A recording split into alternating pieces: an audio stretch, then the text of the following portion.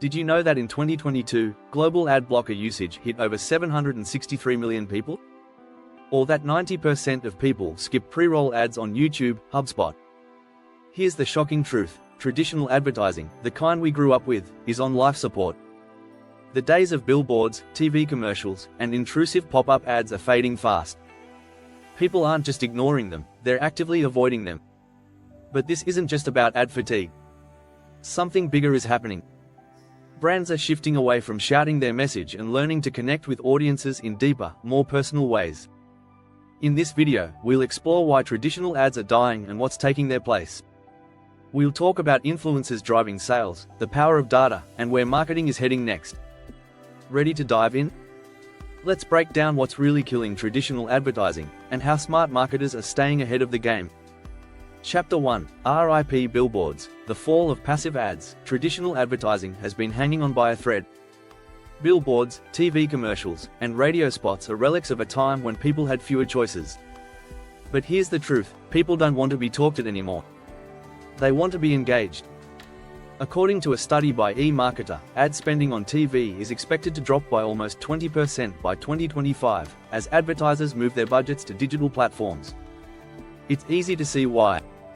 TV ads interrupt your favorite show, billboards distract you while you're driving, and radio ads? They're the reason people switch to streaming services. These ads just don't cut it anymore. You can't throw a product in someone's face and expect them to care. The era of passive advertising, where brands talk and customers listen, is over. People crave interaction, and brands that fail to realize that will lose out. This isn't to say ads are dead, they're just evolving. Interactive and engaging strategies are becoming the norm. Instead of a giant billboard, brands are hosting live Q&A sessions, creating behind-the-scenes content, and running polls on Instagram. It's not just about visibility anymore. It's about connection. Studies show that 68% of consumers feel more connected to a brand when they actively engage with it on social media. Sprout Social, 2023. Passive ads can't provide that connection. The landscape has shifted, and brands that cling to old tactics risk fading into irrelevance. Chapter 2: Rise of the Ad Block Generation. People are tired of ads, so tired, in fact, that they're actively blocking them. In 2023 alone, over 763 million people were using ad blockers on their devices, Statista. That's a clear sign that people want a break from the constant barrage of ads. Consumers want content that doesn't interrupt. They want experiences that feel seamless. That's why platforms like Netflix and Spotify Premium, which offer ad-free options, are so popular. Traditional ads have become more of a nuisance than a necessity. And it's not just about avoiding annoying pop-ups. Research from HubSpot found that 91% of people feel ads are more intrusive today than they were just 2 years ago. The irony is that the more brands push ads, the more people push back. It's a vicious cycle. So what's the solution? Brands need to rethink their strategies. Instead of pushing ads, they should be focusing on creating value-driven content. Native ads, ads that blend seamlessly with the content a person is already consuming, are one example of a strategy that works. These ads don't interrupt, they enhance. They look and feel like the platform they're on, which makes them less likely to be blocked. In fact, native ads are expected to make up nearly 2/3 of all digital ad spending by 2025. Ad roll. The rise of the ad block generation doesn't mean brands can't reach consumers.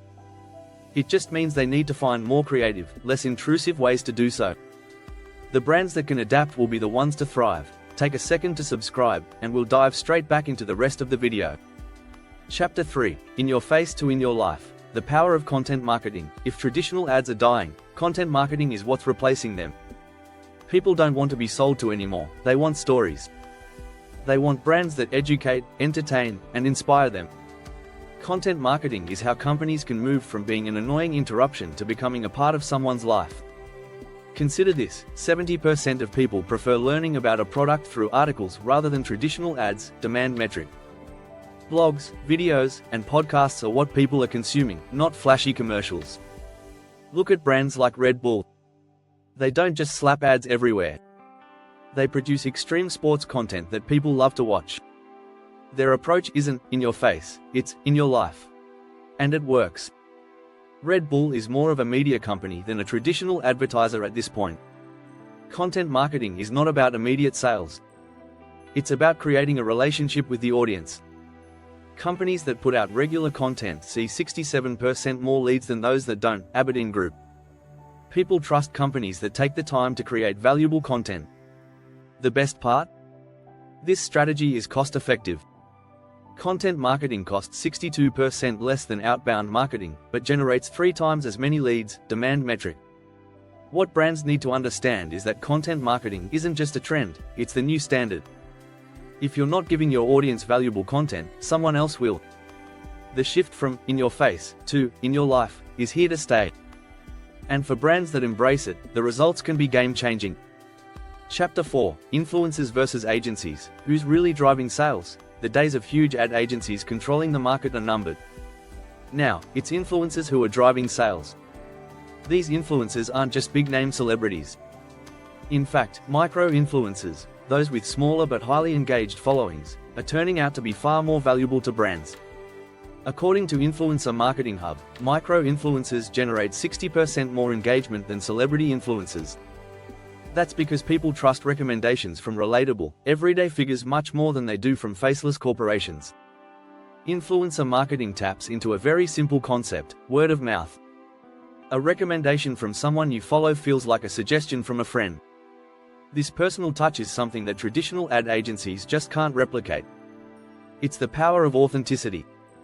As marketing expert Seth Godin once said, people do not buy goods and services. They buy relations, stories, and magic. The numbers back this up. Brands that use influencer marketing earn an average of $5.20 for every dollar spent. Influencer Marketing Hub. Compare that to the decreasing ROI of traditional ad campaigns, and it's no wonder companies are shifting their budgets towards influencer partnerships. Influencers can turn a product into a lifestyle. A skincare product isn't just a cream anymore, it's part of a self-care routine recommended by someone you trust.